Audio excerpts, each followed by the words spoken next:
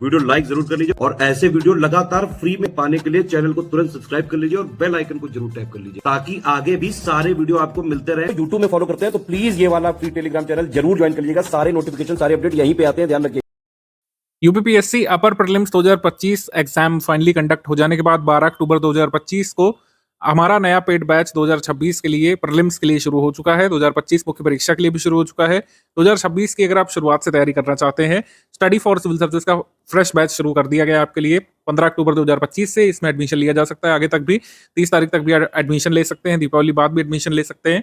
15 अक्टूबर से शुरू हुए इस बैच में हम पूरी तैयारी कराएंगे अपर प्रीलिम्स 2026 के लिए। और एक लॉन्ग टर्म पेड बैच होगा, ये फाउंडेशनल बैच इसको कहा जाता है, जिसमें आप शुरुआत से तैयारी करते हैं और जो 3 स्टेज की स्ट्रैटेजी की बात हमने की थी अपनी आंसर की में, वो यहाँ पे फॉलो कराई जाएगी। 3 स्टेज की स्ट्रैटेजी फॉलो करते हुए आप अपने को इस तरीके से तैयार करेंगे कि कट ऑफ निकालना आप सुनिश्चित कर सकते हैं। हमारे 2025 के छात्रों ने काफी अच्छे अटेम्प्ट यहाँ पर किए हैं। एक मॉडरेट लेवल के पेपर में भी स्टडी फॉर सिविल सर्विसेज का परफॉर्मेंस आप देख ही सकते हैं।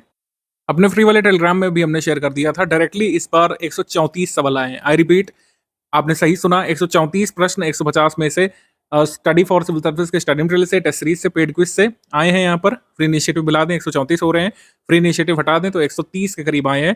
तो 134 प्रश्न आपको स्टडी फॉर सिविल सर्विस के इंस्टीट्यूट से मिल जाते हैं। कट ऑफ कितना जाएगा, कभी भी जो है 100 पार नहीं करेगा cut off, moderate level paper में भी। तो आप देख सकते हैं कि अगर आप फुल एफिशिएंसी से नहीं भी सारा कुछ पढ़ाई कर पाए हमारे पेड बैच में से, अगर आप यहाँ पर 75%, 77% भी एफिशिएंसी दिखाते हैं तो आप कट ऑफ निकालना सुनिश्चित कर सकते हैं। पूरे उत्तर प्रदेश में जितने भी लोग पीसीएस की तैयारी करते हैं, कराते हैं, उनको ये बात स्पष्ट है कि पढ़ना तो स्टडी फॉर सिविल सर्विस से ही पड़ेगा। अगर आपको प्रीलिम्स पे सिलेक्शन लेना है, प्रीलिम्स का कट ऑफ क्लियर करना है, तो स्टडी फॉर सिविल सर्विस से ही आपको स्टडी करना पड़ेगा। आप जितनी जल्दी ये बात स्वीकार कर लें उतना ही आपके लिए अच्छा होगा, आपकी तैयारी के लिए अच्छा होगा। जो लोग हम पर ट्रस्ट करके आए हैं, मैं आपको आपके कॉन्फिडेंस बूस्ट के लिए मैं पीडीएफ शो कर रहा हूँ, आगे भी दिखा देंगे। 134 प्रश्न यहाँ पर आए डायरेक्टली। और 2025 का जिन लोगों ने एग्जाम दिया था वो मेंस के पेड ग्रुप को ज्वाइन कर सकते हैं। सारे प्रूफ आपके सामने दे दिए गए हैं, आप खुद पढ़िए, दूसरों को भी पढ़ाइए, हेटर्स को भी दिखाइए। और जितने भी लोग एस्पायर कर रहे हैं स्टडी फॉर सिविल सर्विस को ज्वाइन करने के लिए, स्केप्टिकल थे या फिर उन्हें ये बात नहीं पता चल रही थी कि जनरली ज्वाइन करना भी चाहिए या फिर नहीं, आप खुद ही प्रूफ देखिए। आप किसी की बात मत मानिए, आप ये प्रूफ देखिए। 2025 में अगर किसी छात्र से आपका कॉन्टैक्ट है जिसने स्टडी फॉर सिविल सर्विस का पेड ग्रुप लिया हो, आप उससे कॉन्टैक्ट कर सकते हैं और उससे पूछ सकते हैं कि मटेरियल जेन्युइन है कि नहीं, मतलब मटेरियल जो हमने दिया उससे जो स्क्रीनशॉट निकाला गया है वाकई मटेरियल का है कि नहीं। कई सारे लोगों ने चोरी चकारी करके पढ़ा था, उनको भी ये बात पता चली होगी कि study for civil service study material genuine होता है, बहुत शॉर्ट में और सबसे कम नंबर ऑफ पेजेस में, पूरे मार्केट में सबसे कम नंबर ऑफ पेजेस में, बिना ज्यादा कोई पुथन्ना दिए हुए स्टडी फॉर सिविल सर्विस 134 आपके सवाल सही करा सकता है, जो कट ऑफ निकालने के लिए बिल्कुल सफिशियंट है, 100% सफिशियंट है। मैं तो कहता हूँ कि हमेशा की तरह अगर आप 80% भी एफिशिएंसी दिखा दें, 100% देखिए कोई नहीं याद कर सकता है, कई सारे फैक्चुअल्स आप भूल भी सकते हैं, लेकिन अगर आपने 70-75% भी एफिशिएंसी दिखा दी हमारे साथ तो आप अपना कट ऑफ क्लियर कर ले जाएंगे। और सिर्फ इजी क्वेश्चंस की बात नहीं है, moderate difficult level questions, current affair के सवाल आप देखिए स्टडी फॉर सिविल सर्विस से किए जा सकते थे। ठीक है, तो स्टडी फॉर सिविल सर्विस को आपको ज्वाइन करना ही पड़ेगा, आज नहीं तो कल। तो इससे अच्छा आप अभी कर लीजिए, आप अपना समय बचाएंगे, इधर उधर के फर्जी प्लेयर्स से बचिए, यूनिकॉर्न वगैरह की बातों में मत आइए, फर्जी मुहावरों से दूर रहिए। आप जो है प्रूफ मांगिए, अगर कोई आपको क्लेम कर रहा है कि स्टडी फॉर सिविल सर्विस से बढ़िया करा सकता है, आप उससे यही प्रूफ मांगिए कि आपके 2025 या उससे पहले प्रीलिम्स के एग्जाम में कितने क्वेश्चन आए आपके स्टडी मटेरियल से या फिर आपके किसी भी एफर्ट से। हम तो सारे प्रूफ वगैरह यहाँ पर डॉक्यूमेंटेड देते हैं, आप यहाँ पर खुद ही देख सकते हैं। फ्री वाले टेलीग्राम में पीडीएफ अवेलेबल है, जिसको डाउट है देख ले। और जो लोग पेड ग्रुप को ज्वाइन कर चुके हैं, आप सभी को आपके मोटिवेशन के लिए, कॉन्फिडेंस बिल्डअप के लिए मैं आपको शो कर रहा हूँ। हमारे पेड बैचेस आगे तक चलते रहेंगे और बल्कि जब 60 दिवस तक बचे होते हैं हमारा क्रैश कोर्स आता है। लेकिन जितना जल्दी आप स्टडी मटेरियल को ले लेते हैं, पेड बैच में आ जाते हैं और जितना डेली आप एफर्ट डालना शुरू कर देते हैं, तो लास्ट मोमेंट में पैनिक वाली सिचुएशन नहीं रहेगी। आप शुरुआत से बेसिक पढ़ते हुए, तैयारी करते हुए शुरू कर सकते हैं। बेसिक पढ़ने के साथ साथ आप जो है मुख्य परीक्षा का भी ग्रुप ज्वाइन कर सकते हैं, 2026 का भी हमारा चल रहा है, उसमें पढ़ते हुए आप कंप्लीट सिलेक्शन तक की तैयारी लेना सुनिश्चित कर सकते हैं, मतलब सिलेक्शन तक की तैयारी की जा सकती है। दीपावली 2025 से अगर आप शुरू करेंगे, 2026 की दीपावली तक अपने आप को मेंस तक के लिए परिपक्व पाएंगे। ये पेड बैच हमारा शुरू हुआ है, ये हर मंथ अनाउंस होता है, आप इसको ज्वाइन कर सकते हैं। सारे प्रूफ वगैरह आप खुद ही देख सकते हैं। आप देखेंगे directly study for civil service के स्टडी मटेरियल से एग्जाम में सवाल पूछ लिए जाते हैं। जो स्टेटमेंट पूछे गए हमारे स्टडी मटेरियल में ऑलरेडी ये गिवन थे, और ऐसा लगभग हर क्वेश्चन में आप देख सकते हैं। जितना रेलिवेंट होता है, जितना स्टडी फॉर सिविल सर्विस देता है आपको, बहुत ही मिनिमम नंबर ऑफ पेजेस में अब तो हमने कर दिया है। तो कोई बहुत मोटी मोटी किताबें भी नहीं आपको पढ़नी है। और जिन लोगों ने कहा था कि ऐसे ही सेल्फ सफिशिएंट कुछ लोग नहीं होते हैं, खुद ही समझ लें, तो उनके लिए रिकॉर्डेड वीडियो लेक्चर्स भी हम देते हैं। इवन बेसिक बुक के तक के रिकॉर्डेड वीडियो लेक्चर्स हमने अब अरेंज कर दिए हैं 2026 पेड बैच में। तो हर चीज़ के रिकॉर्डेड वीडियो लेक्चर्स भी अवेलेबल हैं। बेसिक बुक जो शुरुआत में मिलेगी उसके रिकॉर्डेड वीडियो लेक्चर आप देखिएगा। आगे जो चीज़ें मिलेगी उसके रिकॉर्डेड वीडियो लेक्चर साथ ही साथ प्रोवाइड किए जाएंगे। तो इसमें कोई दिक्कत वाली बात नहीं है, मतलब लिटरली स्पून फीडिंग है। अब बस आपको डेली बेसिस पर पढ़ते जाना है, वीडियो लेक्चर देखते जाना है। शुरुआत में बेसिक जो दिया जाएगा उसको पढ़ते जाना है, फिर सेकंड स्टेज में स्ट्रैटेजी बताई जाएगी, स्टडी फॉर सिविल सर्विसेज का एक्सटेंडेड मटेरियल मिलेगा, कई सारे जो हम नोट्स वगैरह साझा करते हैं। सेकंड फेज ऑफ प्रिपरेशन उसको पढ़ना पड़ेगा। फिर टेस्ट सीरीज होती है आपकी, पेड क्विज शुरू हो चुकी है, उसमें कई सारे सवाल ऑलरेडी हो रहे हैं, तो उससे आप एग्जाम में सही कर पाते हैं सवाल। जो लोग पेड ग्रुप में आ चुके हैं, यही आपका स्ट्रैटेजी वीडियो है, यही पहला वीडियो हम आपको देते हैं ओरिएंटेशन वाला। स्ट्रैटेजी वीडियो में वो सारी चीज़ें क्लियर कर दी जाती हैं कि फर्स्ट स्टेज ऑफ प्रिपरेशन में एटलीस्ट आपको क्या स्टडी करना है। तो इसी स्ट्रैटेजी वीडियो में बने रहिए और सारी बातों को ध्यान से सुनते समझते हुए चलिए। ये ग्रुप सभी लोग ले सकते हैं। मैं आपको बताऊं, प्रतिदिन आपको 6-7 घंटे यहाँ पे लिखा है, लेकिन शुरुआत में तो इतना नहीं देना है। शुरुआत में 4, साढ़े 4, 5 घंटे भी सफिशिएंट होंगे। जो लोग वर्किंग प्रोफेशनल्स हैं वो भी अपने काम के बाद समय निकाल सकते हैं 4, साढ़े 4 घंटे का। हाउसवाइफ्स भी समय निकाल सकती हैं और जो रेगुलर स्टूडेंट्स हैं उनको तो लाभ मिलेगा ही। ठीक है, जो नए लोग हैं, खासकर जो नए नए तैयारी में उतरे हैं, उनके लिए ग्रुप स्पेशली फोकस किया गया है। और कुछ ऐसे भी लोग जिनका कह सकते हैं बेसिक नहीं कवर है। कई सारे लोग तैयारी में कूद जाते हैं, इधर उधर का मार्केट का मटेरियल ले जाते हैं, लेकिन कई बार जो है वो फॉल्स होप में जाते हैं कि उनका प्रीलिम्स हो जाएगा। नहीं हो पाता अनफॉर्चुनेटली। क्यों नहीं हो पा रहा है? क्योंकि बेसिक्स नहीं क्लियर है। कई सारे लोगों का प्रीलिम्स हुआ लेकिन वो मेंस में कुछ नहीं लिख पा रहे हैं। कई सारे लोगों की ये क्वेरी आती है कि सर प्रीलिम्स तो पास कर लिए लेकिन आंसर राइटिंग कर रहे हैं तो कुछ मैटर ही नहीं मिल रहा है, कुछ समझ में नहीं आ रहा है क्या लिखें उस आंसर में, कैसे आगे बढ़ें। तो ऐसी समस्या तब आती है जब आपके बेसिक कवर नहीं होते हैं। बेसिक आच्छादित किए बिना आप जो है कूद जाते हैं परीक्षा में, फिर आप अपने आप को क्लूलेस महसूस करते हैं। तो एकदम बेसिक बुक से आगे बढ़ते हुए यहाँ पर आपको पूरी स्ट्रैटेजी बताएंगे। सबसे पहले स्टडी फॉर सिविल सर्विसेज के 2026 पेड ग्रुप के फीचर्स डिस्कस कर लेते हैं, फिर आगे हम लोग मूव करेंगे मेन स्ट्रैटेजी पर। स्टडी फॉर सिविल सर्विसेज के बारे में आप लोग जानते हैं, हमारा इंस्टीट्यूट 2016 से चल रहा है। जब डिजिटल रिवॉल्यूशन शुरू हुआ था इंडिया में, उत्तर प्रदेश में, तब से ही हमारा ये प्लेटफॉर्म खड़ा हो गया था। पहले रूडिमेंट्री स्टेज में, अब एकदम फुल फ्लेज्ड कह सकते हैं ऑर्गेनाइज्ड तरीके से चल रहा है। कोविड में इतने सारे इंस्टीट्यूट्स बंद हो गए, कई सारे लोगों ने अपना दूसरा काम करना शुरू कर दिया है। स्टडी फॉर सिविल सर्विस वहीं पर खड़ा है और अपने लक्ष्य के साथ कि ज़्यादा से ज़्यादा लोगों का सिलेक्शन हो। जो लक्ष्य 2016 में हमने शुरू किया था डिसाइड करके कि इस लक्ष्य के साथ आगे बढ़ना है इंस्टीट्यूट को, वही लक्ष्य अब भी है। हमने अपने तरीकों में परिवर्तन किया है, अपने आप को अपग्रेड किया, अपने इक्विपमेंट्स को अपग्रेड किया है, अपने साथियों को नई स्किल सिखाई है और नए नए जो चैलेंजेस जो हमको फेस कर रहे हैं यूपीपीएससी के द्वारा जो पेपर बनाए जाएंगे वो हमारे लिए एक तरीके से चैलेंज होता है। हर साल जो यूपीपीएससी पेपर प्री और मेंस का बनाता है, कोई भी पेपर जिसके लिए हम तैयारी कराते हैं, वो हमारी टीम एज अ चैलेंज लेती है कि किस तरीके से हम अपने मैक्सिमम स्टूडेंट्स को उसमें सिलेक्ट करा पाएँ, उसका कट ऑफ निकलवा पाएँ। ठीक है, तो यही हमारा उद्देश्य रहा है शुरू से कि किस तरीके से जो गिवन सिलेबस है उसकी तैयारी अपने स्टूडेंट्स को कराई जाए, जिससे मैक्सिमम लोग हमारे इंस्टीट्यूट से सिलेक्ट हों। उसके लिए हमने तमाम प्रयास किए हैं। शुरुआत में छोटे स्तर पे होता था, लेकिन अब लगातार इतने सारे स्टूडेंट्स जुड़ते गए, आप लोगों ने विश्वास दिखाया, हमने लगातार मेहनत की, जिससे आपके विश्वास पर हम खरे भी उतर सकें। तमाम लोग सिलेक्ट हो चुके हैं। सिलेक्शन लेने वाले जो प्रीलिम्स के छात्र हैं उनकी संख्या अब लाखों में पहुंच चुकी है। मेंस वाले हज़ारों लोग सिलेक्ट हो चुके हैं। कई सारे लोगों के तो आपने वीडियोस और उनका अनुभव भी सुना होगा हमारे अन्य चैनल्स पर। ठीक है, ये ऐसे ही संभव नहीं हुआ। हमने साल दर साल अपने तरीकों में परिवर्तन किया। इस साल भी आमूलचूल परिवर्तन किया गया है, वो अभी आगे आपको बताएंगे।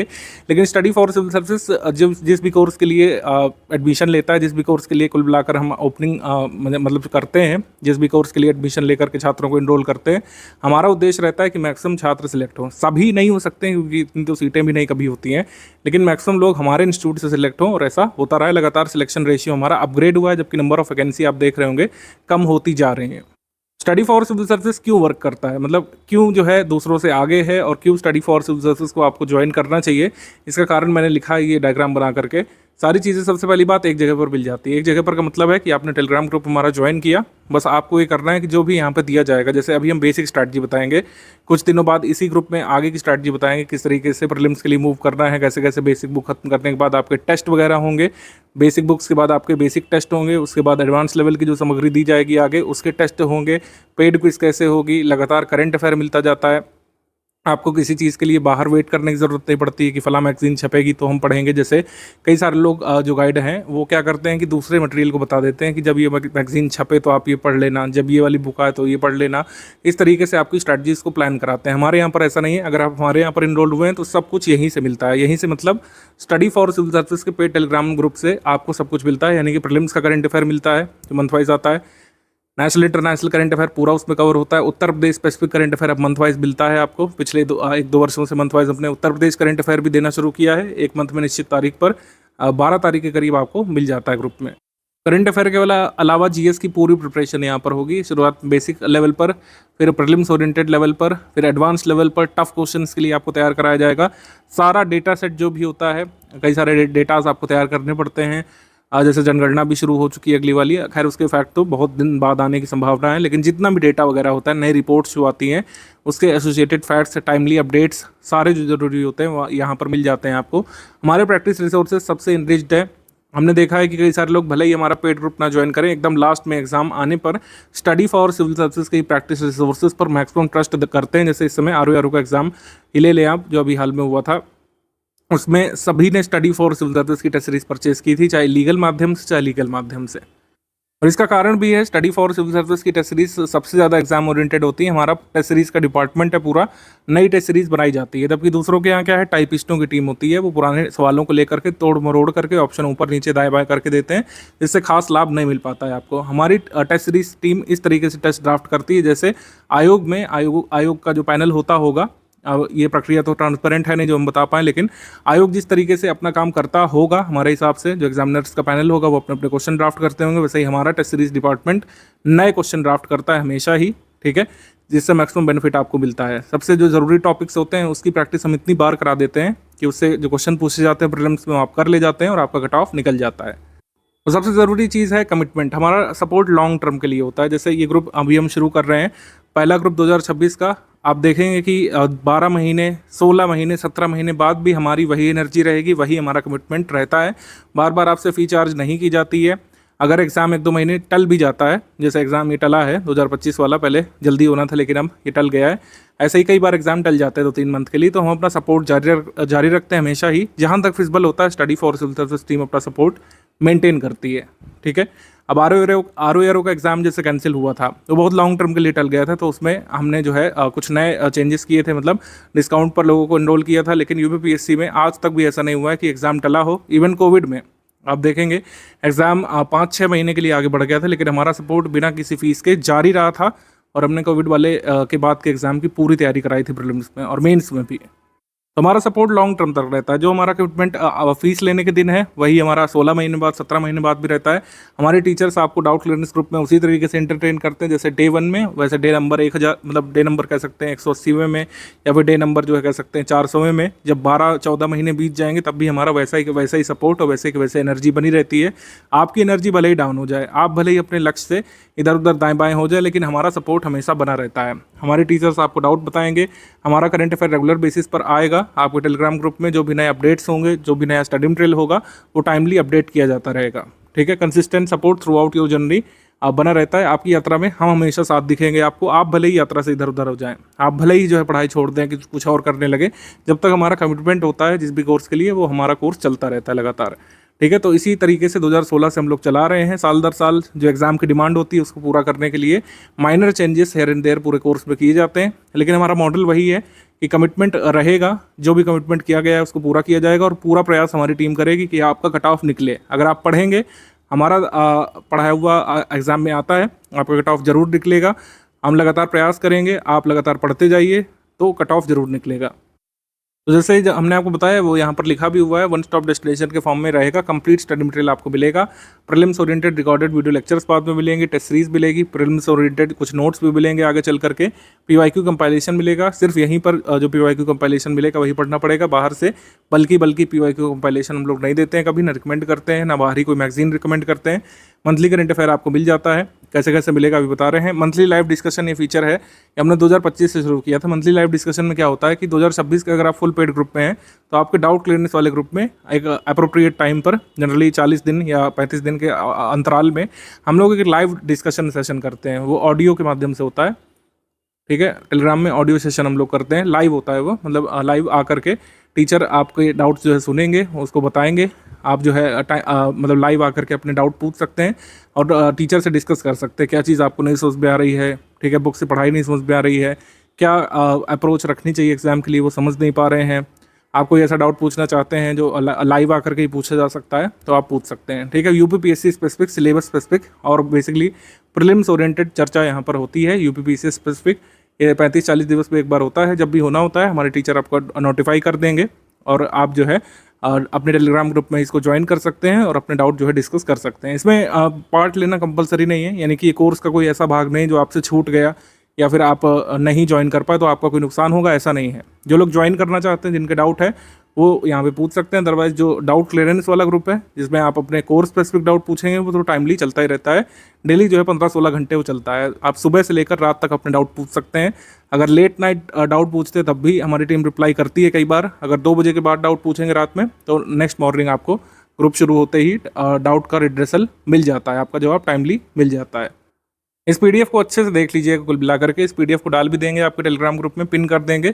इसमें टाइम प्लान लगा हुआ है, किस तरीके से बेसिक तैयारी करनी है, किस दिन कौन सा चैप्टर कितने घंटे पढ़ना है। इस बार ये व्यवस्था भी हमने कर दी है। पहले हम लोग ये नहीं करते थे, चैप्टर वाइज नहीं बताते थे, बुक वाइज बताते थे, लेकिन इस बार चैप्टर वाइज डेली कितने चैप्टर, कितने घंटे, कितने चैप्टर, पूरा यहाँ पर टाइम प्लान हमने बनाया है, जिससे बेसिक प्रिपरेशन आप शुरू में करें। एकदम जो ABCD से शुरुआत करना चाहते हैं उनको काफ़ी बेनिफिट इसमें मिलने वाला है कि डेली बेसिस पर 45 से 60 दिवस का जो प्लान है 2 महीने का, ठीक है। अगर आप में कैलिबर है तो 1.5 महीने में भी इसको कर सकते हैं, 45 दिवस में। अगर थोड़ा टाइम लेना चाहते हैं 60 दिवस में इसको कंप्लीट कर सकते हैं। फिर आपके इसी स्टडी मटेरियल पर, इसी पढ़े हुए बेसिक पर आपके टेस्ट होंगे, जिससे आप अपनी प्रिपरेशन चेक करेंगे। स्टेज वाइज चलते जाना है। शुरू का जो पहला 2 महीना होगा वो बेसिक पढ़ाई के लिए है। फिर आगे आपके टेस्ट होते रहेंगे करीब 1 महीने तक, बेसिक के 1-1.5 महीने तक टेस्ट होंगे, एवेल्युएशन आप करिए। उसके बाद आगे की स्ट्रैटेजी बताई जाएगी। अभी बेसिक का ही हम बताएंगे। ओवरऑल आपको आइडिया हमने दे दिया है कि पहले जैसे बेसिक होगा, फिर प्रीलिम्स ओरिएंटेड मटेरियल होगा, फिर PYQ कंपाइलेशन मिलेगा और रिकॉर्डेड वीडियो लेक्चर मिलेंगे। उसको देखना है आपको, उससे तैयार करना है। प्रैक्टिस शुरू हो जाएगी। प्रैक्टिस अभी तुरंत नहीं शुरू कर रहे हैं क्योंकि अभी काफ़ी टाइम है हमारे पास। प्रैक्टिस जो है पेड क्विज के माध्यम से शुरू होगी, पेड क्विज से, और टेस्ट सीरीज़ वगैरह मिलेंगी। ये बेसिक टेस्ट सीरीज़ के अलावा बेसिक टेस्ट सीरीज़ अलग है, और जो advance prelims oriented test series है जिससे कई बार क्वेश्चन आ जाते हैं डायरेक्टली एग्जाम में, वो टेस्ट सीरीज़ अलग है। तो काफ़ी सारे टेस्ट यहाँ पर करवाएंगे आपको। आप अपनी प्रिपरेशन जो है अच्छे से एवेलुएट कर सकेंगे टेस्ट सीरीज़ लगाने के बाद। टेस्ट सीरीज़ 2 चरण में होगी। पहला बेसिक जो फेज़ है, बेसिक पढ़ने के बाद जो आपको टेस्ट देना है वो अलग है, बेसिक टेस्ट है। और फिर जो है एडवांस लेवल के प्रीलिम्स ओरिएंटेड टेस्ट हैं, प्रीलिम्स वाले। और पेड क्विज शुरू हो जाएगी। उसमें रेगुलर बेसिस पर पूरे सिलेबस के मोस्ट इंपॉर्टेंट फैक्ट्स और क्वेश्चंस रिवाइज कराए जाते हैं, उसको आप अटेम्प्ट करते रहते हैं, वो अलग है। जो लोग भी पेमेंट वगैरह कर चुके हैं, आपको दिख रहा होगा कि करीब आपको 3 ग्रुप में जोड़ा गया है। 3 मेजर ग्रुप हैं। सबसे पहला स्टडी मटेरियल वाला ग्रुप है, जिसमें सारा स्टडी मटेरियल अभी तक का जो आपको स्टडी करना है, बेसिक जैसे दिया गया है, बेसिक बुक्स वगैरह अभी यही दिया गया होगा, और कुछ चीज़ें बेसिक बुक्स वगैरह दिख रही होगी आपको इसमें, और टाइम प्लान वगैरह दिख रहा होगा।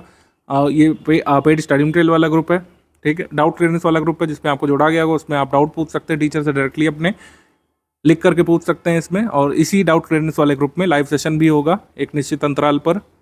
जो लोग ग्रुप में अभी ज्वाइन करे हुए हैं, जैसे ग्रुप शुरू हुआ है मान लीजिए फला तारीख को, और आप 10 से 15 दिवस बाद भी ज्वाइन करते हैं, तो सबसे पहला जो काम करना है, अपने ग्रुप के पिंड मैसेज में स्ट्रैटेजी वीडियो देखना है, और पेड ग्रुप में स्टडी मटेरियल कैसे देखने वाला वीडियो देखना है। इससे आप सब कुछ समझ पाएंगे। अब जिसके लिए आप लोग कई मतलब कह सकते हैं मिनट से स्ट्रैटेजी वीडियो में रुके हुए हैं, वेट कर रहे हैं, वो ये है कि शुरुआत कैसे करें। हम ग्रुप में सर आ गए, कैसे पढ़ाई शुरुआत कर दें। तो ये 45 दिवस का जो बेसिक टाइम प्लान है वो ये है। इसमें हम ये वाले सब्जेक्ट कवर करने वाले हैं। इकोनॉमी के लिए बात बताया जाएगा, ठीक है, अर्थव्यवस्था के लिए, क्योंकि इसमें 2 तरीके से प्रिपरेशन होती है, एक होती है स्टैटिक की और एक होती है करंट ओरिएंटेड की। इसका बता दिया जाएगा बाद में। शुरुआत में जो बेसिक बड़े सब्जेक्ट हैं जिससे ज़्यादा क्वेश्चन आपके एग्जाम में आते हैं, जैसे इतिहास में भी ancient history, medieval history, modern history, ठीक है, पॉलिटी, राज्य व्यवस्था, भूगोल, ठीक है, भूगोल में जिसमें इंडियन ज्योग्राफी भी शामिल है, वर्ल्ड ज्योग्राफी भी शामिल है, मानव भूगोल, इकोनॉमिक ज्योग्राफी भी शामिल है, और फिर सामान्य विज्ञान। ये बड़े जो सब्जेक्ट हैं, एनवायरनमेंट भी ले लीजिए इसमें, ठीक है। तो ये बड़े सब्जेक्ट कंप्लीट करना जरूरी है। अब छोटे सब्जेक्ट जैसे कुछ लोग पूछे तो कौन होते हैं भाई, छोटे सब्जेक्ट हम लोग मानते हैं, जैसे यूपी जीके, ये छोटा सब्जेक्ट हो गया। आर्ट एंड कल्चर, प्रीलिम्स में आर्ट कल्चर से बहुत कम ही सवाल आते हैं, तो आर्ट कल्चर ये छोटा सब्जेक्ट हो गया। गवर्नमेंट स्कीम वगैरह है, ये सब हम छोटे सब्जेक्ट के रूप में रखते हैं, यानी कि इनको कंप्लीट किया जा सकता है, इनका पोर्शन कम होता है, ठीक है। तो ये वाले सब्जेक्ट कंप्लीट करना है पहले। आप जीएस की तैयारी इन्हीं सब्जेक्ट से आगे बढ़ाएंगे तभी मैक्सिमम बेनिफिट होता है, क्योंकि प्राचीन भारत का इतिहास, मध्यकालीन इतिहास, आधुनिक इतिहास, कुल मिलाकर ये पूरा इतिहास वाला जो पोर्शन है सबसे ज़्यादा हॉन्टिंग है स्टूडेंट्स के लिए। जो नए नए प्रिपरेशन करने आते हैं, मैंने देखा है कई बार उनको अगर सही गाइडेंस नहीं मिलता है, वो इतिहास की किताबें देख करके ही बैक ऑफ कर जाते हैं कई बार कि सर इतना सब कुछ कैसे याद होगा, ये तो बहुत सारा है, और ये तो बेसिक इतना जा रहा है तो आगे कितना होगा। अगर इतिहास इतना है तो भूगोल कितना कितना होगा, सामान्य विज्ञान कितना कितना होगा। कई बार लोगों के लिए हॉन्टिंग होता है, लेकिन कोई चिंता वाली बात नहीं है। अगर आप ये टाइम प्लान फॉलो करेंगे सब कुछ आसान लगने लगेगा। थोड़ा सा शुरू में आपको बर्डन महसूस हो सकता है, लेकिन अगर टाइम प्लान के ये वाले फेज से आप गुजर गए बेसिक वाले से, बाद में चीज़ें बहुत आसान हो जाएंगी प्रीलिम्स के लिए और मेंस के लिए भी। तो शुरुआत में इन सारे सब्जेक्ट की कुछ बेसिक किताबें हम रिकमेंड करेंगे। उसकी एक फेस्ड रीडिंग आपको करनी है, सिस्टमैटिक रीडिंग करनी है, स्ट्रक्चर्ड रीडिंग करनी है। उसके बाद आपके टेस्ट होंगे। ये वाला फेज से अगर आप गुजर गए तो बाकी जो स्टडी मटेरियल मिलने वाला है आपको प्रीलिम्स वाले ग्रुप में, जिन लोगों ने मेंस का ज्वाइन किया होगा मेंस वाले ग्रुप में, तब आपकी राह बहुत आसान हो जाएगी। हमारी कुछ बेसिक बुक्स हैं और समरी पीडीएफ है जिनका अध्ययन शुरू में आपको करना है। ये डे वाइज हमने लगा दिया है। इसमें देखिए हमने तारीख नहीं डाली है, तारीख हमेशा ही आपका कह सकते हैं और डामाडोल कर देती कॉन्फिडेंस, क्योंकि तारीख में फिर टाइम बाउंड हो जाता है। इसमें हमने तारीख नहीं डाली, इसमें डे डाला है। किसी भी दिन से आप शुरू कर सकते हैं। हमारा ग्रुप शुरू हुआ है आज, और हो सकता है आप 10-15 दिवस बाद ज्वाइन करें, तब आपके लिए डे 1 उस तारीख से शुरू होगा जिस तारीख से आप टाइम प्लान फॉलो करना शुरू करेंगे।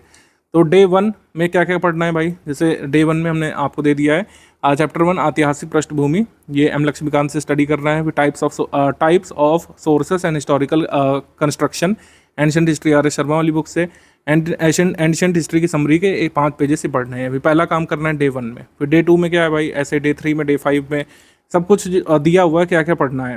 मतलब ये इस तरीके से अरेंज किया गया है कि आपके ये 45वें दिवस तक ये बुक्स कंप्लीट हो जाएंगी। हमारी समरी और हमारी जो बेसिक बुक्स हैं हिस्ट्री वाली वो कंप्लीट हो जाएगी। लक्ष्मीकांत थोड़ा सा बच जाएगा, उसको आप बाद में कवर कर सकते हैं 15 दिन एक्स्ट्रा ले करके। लक्ष्मीकांत के मोस्ट इंपॉर्टेंट जो चैप्टर हैं जो आपको पढ़ने ही चाहिए यूपीपीएससी के लिए, वो इसमें कवर हो जाएंगे। मॉडर्न हिस्ट्री की, मेडिवल हिस्ट्री की और एंशिएंट हिस्ट्री की बुक खत्म हो चुकेगी। हमारी सारी समरी फिनिश हो चुकी होंगी, और एनसीईआरटी की जितनी भी ज्योग्राफी है वो फिनिश हो चुकी होगी। ठीक है, तो एनसीईआरटी की ज्योग्राफी साइंस का जो मटेरियल है, साइंस की हमारी समरी वो इसमें फिनिश हो चुकी होगी। जितनी भी बेसिक बुक हैं 45 दिवस तक फिनिश हो चुकी होंगी, अगर आप इस तरीके से फेज्ड वाइज रीडिंग करेंगे तो।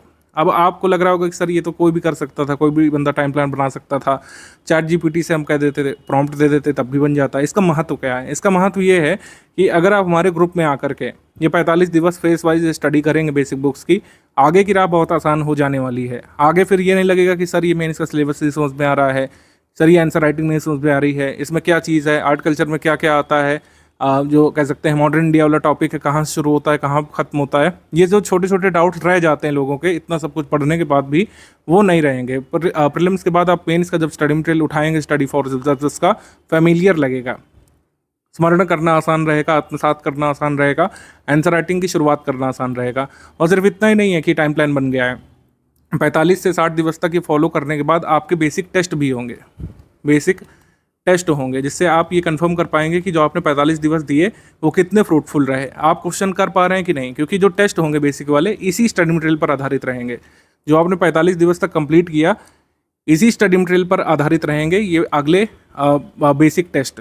ठीक है, हर 5 दिवस में, 7 दिवस में एक मतलब हम लोग इस तरीके से प्लान आगे साझा कर देंगे आपको 45 दिवस खत्म होने के बाद, कि हर 5वें दिवस, 5 से 6 दिवस, एवरी 5th और 6th डे आपका टेस्ट होगा एक फेज्ड मैनर में।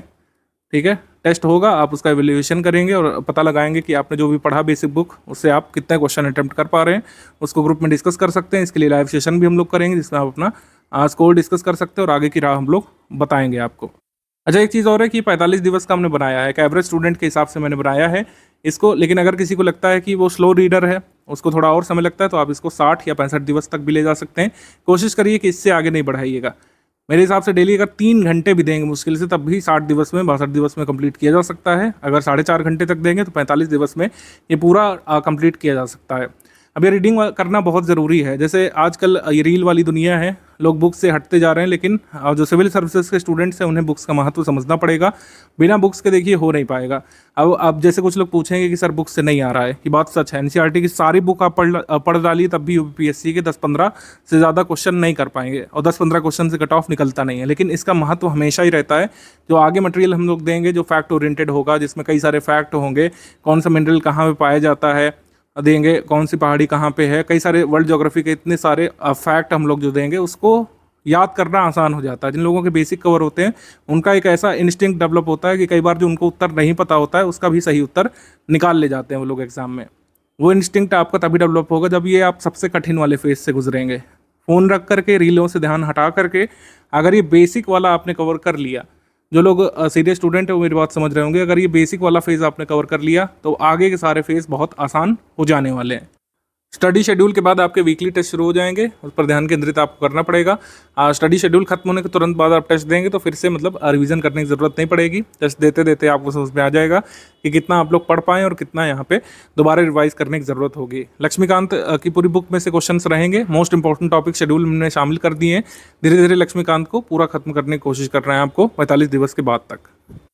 कई सारे लोगों के मन में अभी भी डाउट रह रहा होगा कि क्यों बेसिक बुक पढ़ें जब इससे पूरा सिलेबस कवर नहीं होता है और एग्जाम में सारा कुछ नहीं आ सकता है। लेकिन बेसिक बुक जरूरी है, क्योंकि जो स्टाइल है बेसिक बुक का, जो पुरानी एनसीईआरटी है उसमें समझाते हुए चीज़ें दी हुई है।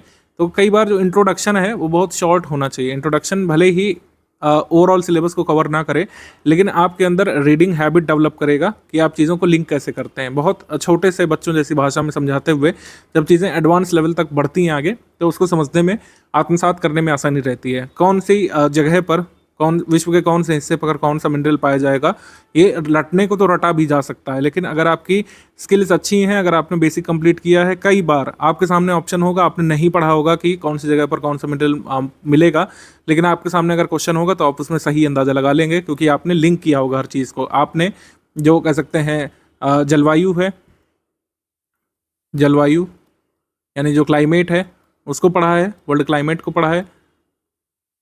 इसके साथ आपने जियोलॉजी पढ़ी है अच्छे से, इसके साथ आपने सॉइल वगैरह पढ़ा है। इन सबको लिंक करके आप कहीं ना कहीं अंदाज़ा लगा लेंगे कि कौन सी जगह पर कौन सा मिनरल मिलेगा। ये ऐसे ही वर्क करता है। ये मैं आपको वैसे नहीं समझा सकता जब तक आप खुद नहीं पढ़ेंगे। अगर आपने पढ़ी हैं हिस्ट्री की सारी बुक्स, कई बार आप कठिन से कठिन क्वेश्चन भी सही कर ले जाएंगे बिना पूरा फैक्ट पता हुए। अब जैसे पूछेंगे कि किस राजा का कौन सा पुत्र था, वो तो नहीं कर पाएंगे, लेकिन कई बार कठिन वाला सवाल जैसे प्रशासनिक व्यवस्था के बारे में पूछा जाता है, या फिर चीज़ों को लिंक करके पूछा जाता है हिस्ट्री में, प्रथाओं के बारे में, सामाजिक प्रथाओं के बारे में, आप उसको आंसर कर ले जाएंगे। अभी भी कुछ क्वेश्चन हैं जो एनसीईआरटी से डायरेक्टली हो सकते हैं, सरप्राइजिंगली आपको शायद ना पता हो। मैंने पूरी एक लिस्ट बनाई थी इस वीडियो को बनाने से पहले, पिछले 4-5 वर्षों के पेपर को देखते हुए, कि कौन कौन से क्वेश्चन डायरेक्टली अभी भी एनसीईआरटी से किए जा सकते हैं। पिछले करीब 4 साल के पेपर को एनालाइज मैंने किया था और इन क्वेश्चंस की लिस्ट बनाई थी जो डायरेक्टली अभी भी एनसीईआरटी बुक्स पढ़ करके किए जा सकते हैं। ठीक है, जैसे ये वाला आप सवाल ले लीजिए, कौन सी हिमालयन पर्वत श्रेणी में स्थित नहीं है। तो अगर आपको सिर्फ ये पता होता कि ऐसे नाम वाले पर्वत ज़्यादातर जो है ये साउथ इंडिया में है, या फिर हम लोग कह सकते हैं सतपुड़ा के नीचे ही मिलेंगे, ऐसे नाम वाले पर्वत सतपुड़ा के नीचे मिलेंगे। हमसे पूछा है हिमालयन पर्वत श्रृंखला श्रेणी में कौन कौन शामिल हैं। तो अगर आपने ये 2 एलिमिनेट कर लिए तो ये 2 आंसर आप कर सकते थे, इसका आंसर डी वाला आप निकाल सकते थे। ऐसे ही कई सारे प्रश्न हैं। ये वाले देखिए, ये तो डायरेक्टली एनसीईआरटी के फैक्ट पे आधारित है। पहला वाला, भारत छठा सबसे बड़ा देश है, कितना एरिया कवर करता है, पूरी तरीके से ट्रॉपिक जोन में आता है कि नहीं आता है। ये वाले क्वेश्चन डायरेक्टली एनसीईआरटी से किए जा सकते थे। ये वाला रक्त में ब्लू बेबी सिंड्रोम किससे होता है, या डायरेक्टली गिवन है। विटामिन वाला जो केमिस्ट्री में जो कह सकते हैं हम पढ़ते हैं, विटामिन वाले में साफ साफ दिया हुआ एनसीईआरटी में कि ह्यूमन बॉडी सारे विटामिन को सिंथेसाइज नहीं कर पाती, हमको कुछ स्पेसिफिक फूड कंज्यूम करने होते हैं अपनी डाइट में, जिससे हमारे गट में यानी हमारी आंतों में जो बैक्टीरिया होते हैं वो विटामिन सिंथेसाइज करते हैं। ठीक है, तो इस कंसेप्चुअल क्वेश्चन को कर सकते थे आप। ऐसे ही जलवायु वगैरह वाला चैप्टर अगर आपने पढ़ा हो और रिन्यूएबल एनर्जी रिसोर्सेज वाला चैप्टर पढ़ा हो तो इन वाले क्वेश्चंस को कर सकते थे। ठीक है, अगर आपने थोड़ा बहुत जो कृषि वाला चीज़ें कंप्लीट की हैं तो ये अंदाज़ा लगा सकते थे कि कौन सी क्रॉप कहाँ पे देखने को मिलेगी। एग्रीकल्चर, साइंस और इन्वायरमेंट वगैरह को लिंक करके कई सारी चीज़ें जो एनसीईआरटी में चैप्टर्स के फॉर्म में दी हैं, उससे काफ़ी फ़ायदा आपको ना सिर्फ प्रीलिम्स में मिलता है बल्कि मेंस में भी। ये क्वेश्चन आप कर सकते थे। ये मुगल साम्राज्य मूल रूप से सैनिक राज्य था, ये अवधारणा दी है एनसीईआरटी में, ठीक है, क्योंकि मुगल जो है थियोक्रेसी पर आधारित राज्य नहीं था। मुगल कह सकते हैं administration what not based on theocracy, ठीक है, राज धर्म पर आधारित नहीं था, सैनिक राज्य था और मनसबदारी सिस्टम के हिसाब से यहाँ पे सैनिकों को नियुक्त किया जाता था। Asiatic Society of Bengal directly दिया है। आज भी कई सारी चीज़ें डायरेक्टली दी हैं एनसीईआरटी में जो पूछी जाती हैं। Various components of ecosystem are independent, यहाँ पे नॉट दिया हुआ है तो ये असर्शन रॉन्ग हो जा रहा है हमारा। ये पिछले 4-5 वर्षों के पेपर से मैंने निकाला। यूट्रोफिकेशन दिया है और बायोजियोकेमिकल साइकिल भी दी है। मानव मस्तिष्क के बारे में जो क्वेश्चन पूछे जाते हैं, हमारा हार्ट कितने चैम्बर का है, और ये तो डायरेक्टली दिया है कि तमिलनाडु कोस्ट को जो है साउथ वेस्ट मानसून के से वर्षा क्यों नहीं मिलती है, ठीक है, इसका कारण भी डायरेक्टली मेंशन्ड है। इसके बाद जो है ये वाला है आइलेट्स ऑफ बीटा सेल्स से, मतलब beta cells of islets of Langerhans से पैंक्रियास में कौन सा हार्मोन सेक्रेट होता है, इंसुलिन, इसकी कमी से क्या हो जाता है वो भी मेरे को पता है। ग्रोथ, पॉपुलेशन और डेवलपमेंट कैसे आपस में लिंक्ड है, ये उदाहरण एनसीईआरटी से आप बना सकते हैं। प्राकृतिक रेशम में कौन सा कंपोनेंट आपको देखने को मिलेगा। कोरिलेस फोर्स की अवधारणा दी है एनसीईआरटी ज्योग्राफी में। ये 2024 वाले कुछ क्वेश्चन है जिसमें इस तरीके से आंसर किया जारी करता था निशान लगा करके। तो हिमालय अभी भी ऊंचा क्यों हो रहा है, ये 9th क्लास की ज्योग्राफी के चैप्टर में गिवन है। टेक्टोनिक प्लेट्स अभी भी टकरा रही हैं, ठीक है, इंडियन टेक्टोनिक प्लेट अभी भी कोलाइड कर रही है यूरेशियन से, तभी हिमालय अभी भी ऊंचा हो रहा है। 2019 में हिमालय की नपाई हुई थी, थोड़ा सा सेंटीमीटर बढ़ा है हिमालय का। टर्किश इन्वेजन सक्सेसफुल क्यों हुआ था, इसकी अवधारणा गिवन है, ठीक है, मेडिवल हिस्ट्री में RS सतीश चंद्रावाली में। और किस तरीके से आपके कह सकते हैं 12th की ह्यूमन ज्योग्राफी वाली एनसीईआरटी में ये अवधारणा समझाई गई है सस्टेनेबल डेवलपमेंट की, ब्रेटलैंड रिपोर्ट की। लिमिट टू ग्रोथ जो है ये क्लब ऑफ रोम का है, इसके बारे में मेंशन्ड है। तो कुछ ऐसा नहीं है कि बिल्कुल भी क्वेश्चन एनसीईआरटी से नहीं आ रहे हैं, लेकिन इतने सब्सटेंशियल नहीं है कि पूरा कट ऑफ निकल जाए। लेकिन बेसिक अगर आप कवर करते हैं तो इन क्वेश्चंस का लाभ तो मिलता ही है। मेंस का जब आप पढ़ने जाते हैं तो काफ़ी फायदा उससे मिलता है मेंस के मैटर को समझने के लिए, क्योंकि मेंस का मैटर किसी भी जगह से आप पढ़ें, चाहे आप हमारे यहाँ से पढ़ें चाहे कहीं से भी, मेंस के मैटर में बेसिक से नहीं पढ़ाया जाता। मेंस के मैटर में सिलेबस के हिसाब से पढ़ाया जाता है, जो सिलेबस में है उसको एक्सपैंड किया जाता है, जिससे आंसर राइटिंग में आपके लिए हेल्प मिले, आंसर राइटिंग में आप उन कह सकते हैं पॉइंट्स को यूज़ कर पाएँ। ह्यूमन डेवलपमेंट इंडेक्स में कौन कौन से पैरामीटर्स होते हैं, इंडिया की लेटेस्ट रैंक क्या है, ये करंट अफेयर में कवर होता है, अभी उन्हें कवर कराई है मई मंथ वाले में। मई 2025 में लेटेस्ट रैंक जो आई है इंडिया की वो पता होना चाहिए आपको। अगर पता है तो कमेंट करके बताइए इस वीडियो के नीचे आप लोग। माल्थस की थ्योरी जो है ये गिवन है एनसीईआरटी में डिटेल में। एसिड रेन का भी पूरा कंसेप्ट समझाया गया है, और ये अवध का जो एनेक्सेशन किया गया था उसके बारे में भी कहानी मेंशन्ड है। तो ऐसा नहीं कि बिल्कुल भी क्वेश्चंस नहीं आ रहे, इतने तो मैंने ही गिना दिए, जबकि ओवरऑल देखा है। अभी थोड़ा डेप्थ तक देखा जाए तब और भी मिल जाएंगे, मतलब 15 क्वेश्चन तो 150 में से मिल ही जाते हैं आज भी एनसीईआरटी से। ये लाभ है, और दूसरा लाभ तो मैंने बता ही दिया, ओवरऑल अंडरस्टैंडिंग बनती है। जो कठिन वाले कई बार फैक्ट जो पूछे जाते हैं उसको तैयार करने में कहीं ना कहीं इनडायरेक्टली एनसीईआरटीज हेल्प करती हैं।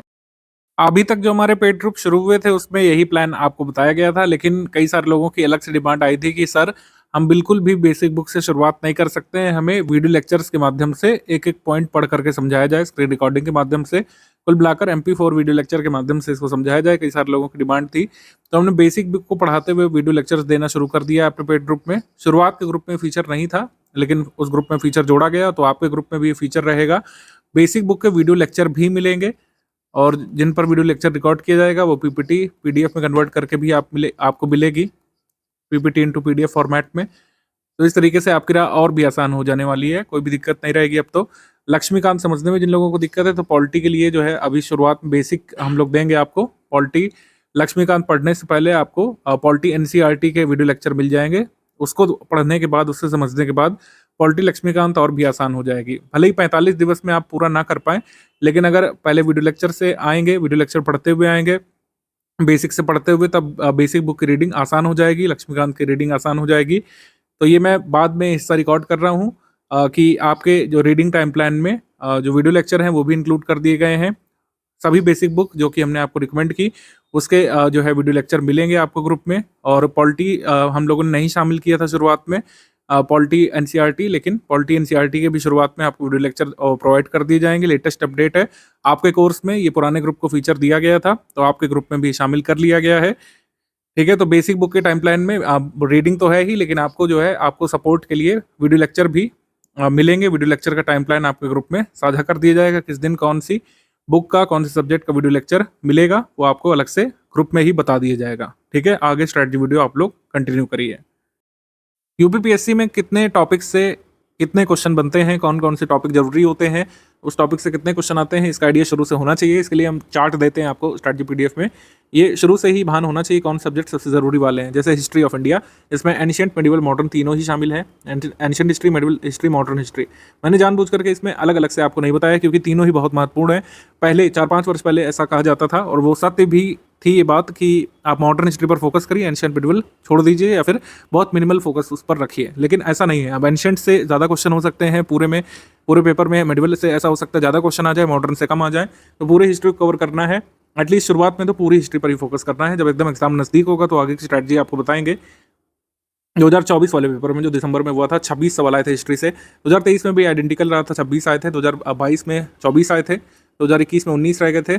2020 में 22 आए थे। 2019 में भी 22 आए थे। तो हिस्ट्री ऑफ इंडिया से 20+ क्वेश्चन हमेशा ही एक्सपेक्टेड होते हैं। जरूरी टॉपिक है आपका। हालांकि मेंस में आर्ट कल्चर वाला पोर्शन आता है, लेकिन हिस्ट्री ऑफ इंडिया बहुत जरूरी टॉपिक है आपका, कह सकते हैं प्रीलिम्स में।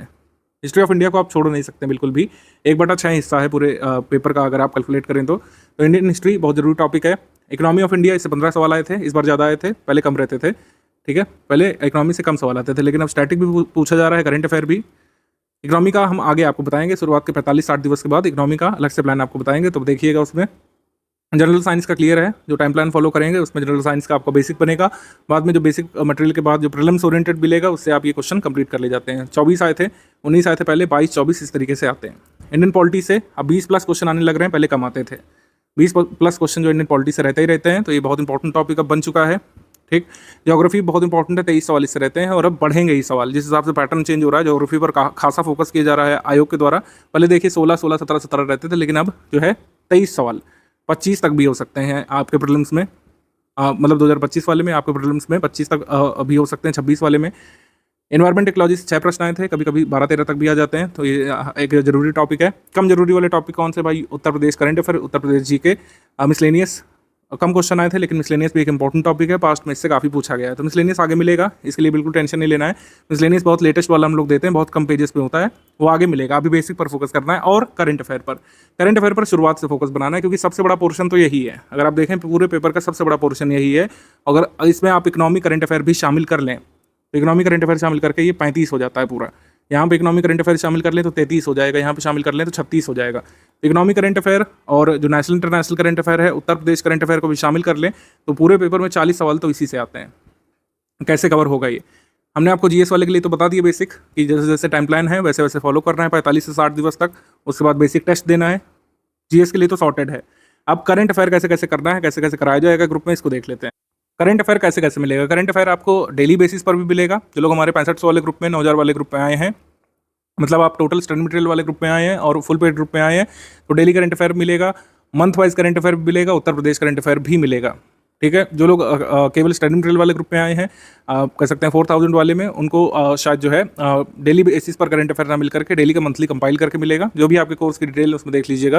मतलब जो लोग फुल पेड ग्रुप में हैं उनको डेली करंट अफेयर मिलेगा, मंथली करंट अफेयर मिलेगा, डेली का मंथली कंपाइल करके मिलेगा मेन स्पेसिफिक के लिए, और उत्तर प्रदेश करंट अफेयर भी मिलेगा। मतलब टोटल करंट अफेयर यहीं से मिल जाएगा, आपको कहीं से कुछ भी पढ़ने की जरूरत नहीं पड़ेगी।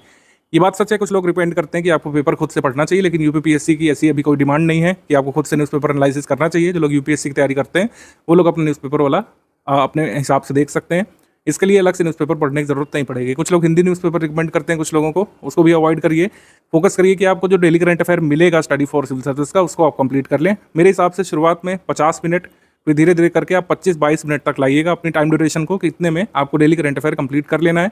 डेली करंट अफेयर को याद नहीं करना है, ध्यान रखिएगा। जैसे न्यूज़पेपर को हम लोग याद नहीं रखते हैं, याद करना हमारा औचित्य नहीं होता है, जानकारी इकट्ठा करना औचित्य होता है। डेली न्यूज़पेपर को पढ़ने का उद्देश्य जो होता है, वैसा ही उद्देश्य आपको हमारा डेली करंट अफेयर पढ़ते समय रखना है, कि आपको याद नहीं करना है, आपको बस अंडरस्टैंडिंग बनानी है, आपको बस खुद को इन्फॉर्म्ड रखना है। तो डेली करंट अफेयर और मंथली करंट अफेयर में अंतर क्या होता है, इसको पहले से एक बार कवर कर लेते हैं। मंथली करंट अफेयर में 2 प्रकार के पीडीएफ हम लोग देते हैं। एक मंथली करंट अफेयर होता है जिसमें सेक्शनल करंट अफेयर और एमसीक्यू होता है, यही सबसे जरूरी वाली पीडीएफ होती है जो आपको स्किप नहीं करना है।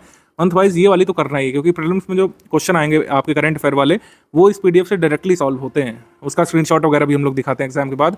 यही वो पीडीएफ है जिसमें नेशनल इंटरनेशनल हम लोग कवर करते हैं, पहले सेक्शन वाइज और फिर इसके कुछ एमसीक्यू होते हैं। इसके अलावा टॉप 500 हम लोग क्वेश्चन देते हैं, इससे आप प्रैक्टिस कर सकते हैं। मंथली करंट अफेयर पढ़ने के बाद इससे प्रैक्टिस कर सकते हैं, ठीक है। तो ये 2 पीडीएफ देते हैं, प्रधानता यहाँ पर इसी की रहेगी। जो प्राइमरी पीडीएफ जो आपको स्टडी करनी है, जो फंडामेंटल आपको स्टडी करना ही करना है, वो ये है, ये मैंडेटरी है इसको स्टडी करना। ये टॉप 500 वाला आपके पास समय है, अगर आपको लगता है कि रिवाइज करना चाहते हैं तो इसको पढ़ सकते हैं। ये मैंडेटरी नहीं है। 500 वाला ये कॉम्प्लीमेंट्री है, मैंडेटरी नहीं है। अगर आपको रिवाइज करना है, आपको लग रहा है कि मंथली करंट अफेयर पढ़ने के बाद हमको और प्रैक्टिस करने की ज़रूरत है, तो आप इससे कर सकते हैं। लेकिन जो मैंडेटरी है, जो कंपलसरी है, वो ये वाली है। मंथली करंट अफेयर पढ़ना प्रीलिम्स के लिए कंपलसरी है, ये कंपलसरी पीडीएफ है। डेली करंट अफेयर और मंथली करंट अफेयर में क्या अंतर होता है, इसको एक बार अच्छे से हम लोग डिकोड कर लेते हैं, जिससे आगे परेशानी होगी नहीं। कई सारे लोगों के मन में डाउट रहता है। डेली करंट अफेयर की जो पीडीएफ है 14-16 पेजेस में डेली बेसिस पर आती है। जैसे न्यूज़पेपर आता है आपके पास, न्यूज़पेपर में कई सारे घटनाक्रम होते हैं, खेल घटनाक्रम भी होता है और बॉलीवुड से भी जुड़ा पेज रहता है, जो आपके लिए कभी भी जरूरी होता नहीं है। मतलब बॉलीवुड की एक आधी खबरें, अवार्ड वगैरह शो को छोड़ करके कुछ जरूरी नहीं होता हमारे एग्जाम के लिए। तो डेली करंट अफेयर का उद्देश्य यही है कि आपको गैर जरूरी चीज़ों से बचा करके कुछ ऐसी चीज़ दी जाए जो प्रोडक्टिव हो, ओवरऑल आपकी प्रिपरेशन में हेल्प करे और डिस्ट्रैक्टिव भी ना हो, ठीक है। मतलब डिस्ट्रैक्ट भी ना करे इधर उधर की न्यूज़ से। तो ये मुख्य परीक्षा के सिलेबस पर केंद्रित करके दी जाती है। जैसे आपने अगर देखा होगा डेली करंट अफेयर का स्ट्रक्चर, उसमें बकायदा लिखा भी रहता है कि GS1 से संबंधित टॉपिक है, GS4 का टॉपिक है, GS2 का टॉपिक है, GS3 का है। इस तरीके से लिखा भी रहता है उसमें। किसी भी घटनाक्रम को, किसी भी न्यूज़ को, या फिर कह सकते हैं किसी भी मेन इवेंट को 360 डिग्री कवर करने का इसमें प्रयास किया जाता है, जिससे आपको ज़्यादा से ज़्यादा मैटर मिले। इसमें चीज़ों को पल्लवित किया जाता है, एक्सपैंड किया जाता है, ठीक है, समझाने की कोशिश की जाती है हर तरीके से। तो मैटर थोड़ा सा ज़्यादा हो सकता है। डेली बेसिस पर आता है 14-16 पेज, और इसमें मुख्य परीक्षा में उत्तर लेखन जब आपको करना होता है, इससे हेल्प मिलती है, क्योंकि डेली बेसिस पर आपके पास कुछ ना कुछ मैटर होता है लिखने के लिए। आपके पास कई सारे पॉइंट्स होते हैं, हर चीज़ का प्रो एंड कॉन्स उसमें डिस्कस किया जाता है। भविष्य के सरोकार करके एक वो हेडिंग होती है, जिसमें बताया जाता है आगे क्या हो सकता है और स्टूडेंट को क्या क्या ध्यान रखना चाहिए। इसको आपको लर्न नहीं करना होता है। सबसे ज़रूरी बात यह है कि डेली बेसिस पर इतना करंट अफेयर आएगा, आप कभी भी याद नहीं कर पाएंगे। एक दिन का पूरा नहीं रट पाएंगे, वो तो महीने भर चलता रहेगा। संडे को नहीं आता है डेली करंट अफेयर में, संडे ऑफ रहता है। संडे को जरूरी इवेंट होता है, तो उसको मंडे को हम लोग कवर करते हैं। संडे को करंट अफेयर नहीं आता है, ध्यान रखिएगा। तो संडे को हॉलीडे रहता है आपका। मुख्य परीक्षा में इसमें फ़ायदा मिलता है, प्रीलिम्स परीक्षा में भी इसकी महत्ता है, लेकिन कम है, ठीक है। तो ये daily current affair mains focus ज़्यादा होता है, इसमें मेंस में ज़्यादा हेल्प मिलती है आपको, प्रीलिम्स में कम हेल्प मिलती है, और इसको लर्न नहीं करना होता है। ये मुख्य बिंदु हो गए। मंथली करंट अफेयर डिफर कैसे करता है? मंथली करंट अफेयर का स्ट्रक्चर ही बिल्कुल अलग है। आपने देखा होगा शुरुआत में कुछ टेबल्स बनी रहती है, उसमें कुछ न्यूज़ लिखी है, और फिर बाद में कुछ MCQ है। पूरी तरीके से प्रीलिम्स में जैसे क्वेश्चन आयोग पूछता है, उसी फॉर्मेट में हम बनाने का प्रयास करते हैं। इसमें कोशिश की जाती है कि कम से कम शब्दों में पूरे मंथ का हम लोग कवर कर लें। आपने देखा होगा नंबर ऑफ पेजेस कम से कम रखने का प्रयास किया जाता है, फॉन्ट भी छोटे रखे जाते हैं, क्योंकि कहीं ना कहीं आगे जा करके आपको मल्टीपल टाइम्स इसका रिवीजन करना पड़ेगा। करंट अफेयर में प्रत्यक्ष तौर पर फायदा मिलता है। देखिए हमने लिख भी दिया, डायरेक्टली आपको फायदा मिलता है। डायरेक्टली कैसे डायरेक्टली फायदा मिलता है? जैसे एग्जाम में मान लीजिए पूछ लिया कि G20 समिट जो हुई, उसमें अध्यक्षता किस राष्ट्र ने की। मल्टीपल स्टेटमेंट वाला सवाल आ गया, उसमें एक स्टेटमेंट में पूछ लिया कि अध्यक्षता किस राष्ट्र ने की, तो उसमें हमारे करंट अफेयर की PDF पे लिखा रहता है ऑलरेडी कि अध्यक्षता किसने की, उस समिट की थीम क्या थी, यानी मुख्य विषय क्या था, समिट में कोई इंपॉर्टेंट निर्णय लिया गया, G20 में क्या किसी नए सदस्य को जोड़ लिया गया, या फिर कोई इवेंट हुआ जरूरी वाला, और अगर भारत ने उसमें पार्टिसिपेट किया तो भारत की तरफ से गया कौन था, भारत ने क्या कोई नई अनाउंसमेंट की उसके बारे में, कोई नया क्या कह सकते हैं चार्टर वगैरह जारी किया गया, या फिर जो विजन डॉक्यूमेंट है उसमें कोई नई अनाउंसमेंट की गई है, ये सब चीज़ें। डिक्लेरेशन का नाम क्या है जो कह सकते हैं समिट में अनाउंस की गई। वो ऐसे कई सारे फैक्ट जो मेमोराइज भी करने पड़ सकते हैं डायरेक्टली। जैसे जब G20 की अध्यक्षता भारत को मिली थी, तब उसमें उस साल कई सारे फैक्ट थे जो G20 के बारे में आपको मेमोराइज करने पड़े थे। इस बार जो हॉट टॉपिक है पूरे साल भर जो रहा, PM सूर्य घर मुफ्त बिजली योजना, इसके बारे में UPSC ने भी पूछा। PM सूर्य घर मुफ्त बिजली वाला सभी एग्जाम्स में लगभग पूछा। 2025 का जो पेपर होने वाला है, मैं एंटिसिपेट कर रहा हूँ कि इससे भी अभी जो है आपको क्वेश्चन देखने को मिलेगा। 2025 के पेपर में प्रीलिम्स में PM सूर्य घर से एक क्वेश्चन बहुत ही एंटिसिपेट किया जा रहा है। मुझे लगता है कि कुछ ना कुछ तो जरूर पूछेंगे इसमें। तो हमने क्या किया कि PM सूर्य घर का पूरा एक वीडियो बना करके 2025 वाले ग्रुप में डाल दिया। तो मंथली करंट अफेयर में क्या होता है कि कोई भी बहुत ज़रूरी इवेंट होता है तो उसके जितने भी फैक्ट हो सकते हैं जरूरी वाले, जैसे नेशनल पार्क 107वां नंबर का आ गया है, तो उसके जितने भी जरूरी फैक्ट हैं उस मंथ के मंथली करंट अफेयर में डाल दिए गए हैं। जिस मंथ नया नेशनल पार्क क्रिएट हुआ, नई वाइल्ड लाइफ सेंचुरी कोई क्रिएट हुई, नई रामसर साइट जो है डिक्लेयर हुई, जैसे इस बार जून में नई रामसर साइट डिक्लेयर हुई है, तो जून मंथ के करंट अफेयर में 2025 में सारी डिटेल उस रामसर साइट के बारे में और जितना भी प्रीलिम्स से पूछा जा सकता है वो उसमें कवर करा दिया जाता है। तो मंथली करंट अफेयर कॉम्प्रिहेंसिव रखने का प्रयास किया जाता है, क्योंकि कहीं ना कहीं इसका आगे जा करके आपको रिवीजन भी करना है, कई सारे तथ्यों को याद भी करना पड़ सकता है। इसी वजह से इसको ब्रीफ रखा जाता है, इसको सक्सिनेट रखा जाता है, इसको ब्रीफ रखा जाता है, सक्सिनेट रखा जाता है, ल्यूसिड रखा जाता है। वहीं ये डेली वाले को हम लोग एक्सपैंड करने का प्रयास करते हैं। इसको कई बार वर्बोस भी लग सकता है आपको कि इसमें तो सर बहुत ज़्यादा एडिंग है। एक्चुअली उसका महत्व है, आपको 360 डिग्री किसी चीज़ के बारे में पता करना होता है तो थोड़ा सा नंबर ऑफ पेजेस बढ़ जाते हैं, लेकिन उसका कहीं ना कहीं महत्व है मेंस के लिए। तो प्रीलिम्स फोकस्ड करंट अफेयर है आपका मंथली वाला करंट अफेयर, जो मंथ वाइज आपको मिलता है। हर मंथ की 4 तारीख को हम लोग देते हैं, हर मंथ की 4 तारीख को। जैसे जून मंथ का आपको कब मिलेगा, जून मंथ को मिलेगा 4 जुलाई की रात में, और जुलाई मंथ का कब मिलेगा, 4 अगस्त की रात में। ठीक है, तो इस तरीके से मंथली करंट अफेयर मिलता जाता है। टॉप 500 MCQ हम लोग देते हैं, वो करीब 8 या 10 तारीख को आता है। वो उसी मंथ का रिवीजन होता है, मतलब उसी मंथ का आप रिवाइज कर सकते हैं 500 MCQ लगा करके। उत्तर प्रदेश करंट अफेयर ये आपको मिल जाता है हर मंथ की करीब 12 तारीख को। ठीक है, तो ये ध्यान रखिएगा, इस तरीके से करंट अफेयर मिलता रहेगा। इसी तरीके से आपको पढ़ते हुए चलना है। कोशिश करिए कि डेली का जो करंट अफेयर है वो डेली बेसिस पर निपटाएं। आप ये शेड्यूल नहीं बनाइएगा गलती से भी कि 7 दिन का एक साथ रिवाइज करेंगे, तब उसमें मज़ा नहीं आएगा, उसमें बेनिफिट कम मिलेगा। तो आपको क्लियर हो गया होगा कि डेली करंट अफेयर का क्या बेनिफिट है, मंथली करंट अफेयर का क्या बेनिफिट है, टॉप 500 MCQ का रेलिवेंस क्या है, और उत्तर प्रदेश करंट अफेयर का क्या रेलिवेंस है। उत्तर प्रदेश करंट अफेयर हर बार ऐसा देखा गया है कि कई बार GS का रेलिवेंस होता है, मतलब उत्तर प्रदेश की GK कई बार ज़्यादा पूछी जाती है, किसी साल करंट अफेयर ज़्यादा पूछा जाता है। जैसे इस साल यूपी करंट से कम सवाल आए थे, या फिर बहुत ही कम सवाल आए थे कह सकते हैं। 2025 वाले में ऐसा हो सकता है 4-5 प्रश्न आ जाए। तो एक एग्जाम में 4-5 प्रश्न अगर आप सही निकालना चाहते हैं तो उत्तर प्रदेश करंट अफेयर को लगातार फॉलो करना चाहिए मंथ वाइज। और अगर नहीं भी आता है, मान लीजिए कि आपको नहीं भी आता है सवाल प्रीलिम्स में, उत्तर प्रदेश करंट अफेयर से नहीं मिलता है, तो मेंस में जो GS 5 और 6 पेपर है उसके लिए हेल्प करता है। कई सारे फैक्ट आपको इसमें मिल जाते हैं GS पेपर 5 और 6 के लिए, क्योंकि यूपी स्पेशल तो पढ़ना ही डिटेल में GS 5 और 6 में, तो उससे अभी आप अपडेटेड रहते हैं उत्तर प्रदेश करंट अफेयर से। पेड क्विज की जानकारी बाद में दी जाएगी, क्योंकि अभी बेसिक आपको कंप्लीट करना है। तुरंत ही सारी चीज़ें नहीं शुरुआत करेंगे, अदरवाइज आप लोग पैनिक मोड पे चले जाते हैं। और ये बात सही भी है कि पहले पढ़ाई फिर प्रैक्टिस, यही सही तरीका है।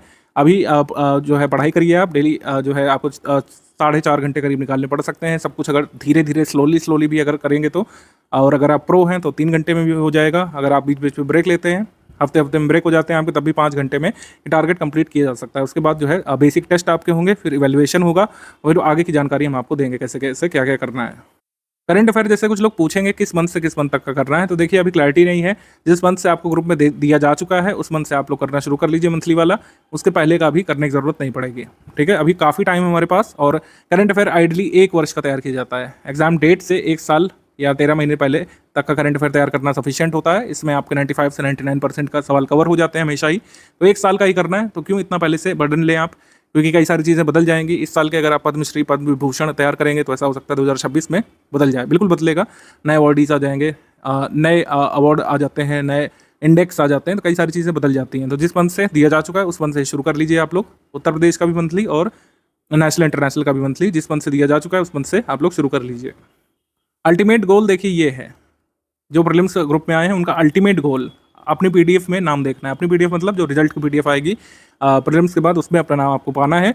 अल्टीमेट गोल यही है। इसी वजह से इतना पैसा, इतना धन खर्च करके, इतना जो है आपको मेहनत भी करनी है आगे काफ़ी दिन तक, तो उसका परिणाम आपको हासिल करना ही है। परिणाम क्या हासिल करना है भाई? Cut off.